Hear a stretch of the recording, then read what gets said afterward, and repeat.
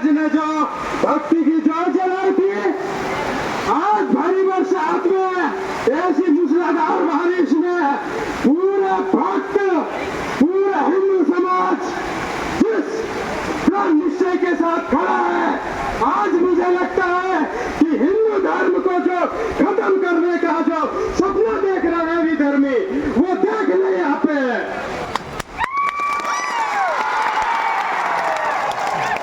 बरसात हो, आंधी हो, तूफान हो, हम हमारे धर्म के लिए इतनी दृढ़ शक्ति के साथ हमेशा रहेंगे। यह शिक्षा हमको हमारे गुरुजी ने दी थी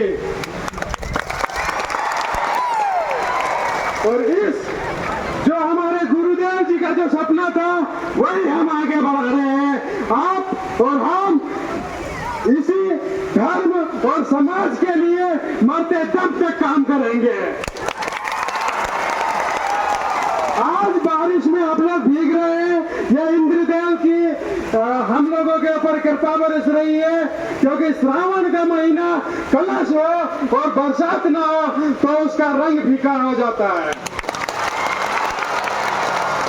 तो कष्ट होगा। लेकिन भक्ति अगर मन में है, शक्ति अगर अपने मन में है, तो इसमें बहुत आनंद की अनुभूति होगी। तो मैं अपनी बात ज्यादा ना कहते हुए सिर्फ इतना कहूंगा कि जब तक तोड़ेंगे नहीं, जब तक तोड़ेंगे नहीं, ये जो धर्मांतरण मुक्त झाबुआ अभियान शुरू हुआ पिछले 3 वर्ष में, अभी थोड़े समय के लिए ये जो कलंक है इसको पैसा खिला के इन्होंने उद्घाटन तो करवा लिया है, लेकिन इसके ऊपर चोट बिछा दी गई है। इसकी जो संस्था है कैथोलिक डायसिस मिशन, इसके ऊपर महिला बाल आयोग ने एक जांच करके रिपोर्ट बना के भेज दी है कि ये जो संस्था है ये बिना मजिस्ट्रेट की अनुमति के आदिवासियों को ईसाई बनाता है।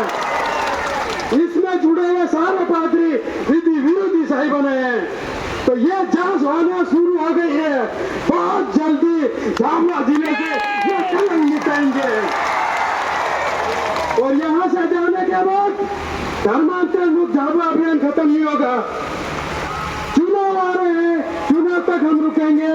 चुनाव के बाद गांव गांव में जो पादरी और अवैध चर्च है आदिवासी की जमीन पे है, उन सबको उखाड़ के फेंकेंगे।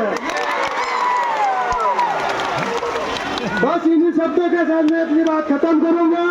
अब हमारे जो खुम सिंह जी महाराज के जो गादीपति है, हमारे परम पूज्य कमल जी महाराज, उनका लास्ट उद्बोधन होगा 10-5 मिनट का। उसके बाद हम यहाँ से खुशी खुशी अपना जल लेके हमारे गांव में जलाभिषेक करेंगे, हमारे शिव जी पे बरगद या जो भी हमें वहाँ हमारे शिव जी से जुड़ी हुई जो भी देव स्थल है वहाँ पे। जय जय श्री राम। बिल्कुल कमजोर नहीं पड़वाना, हार नहीं मानना है, क्योंकि ये देश हमारा है, ये जमीन हमारी है। क्या बताना चाहिए?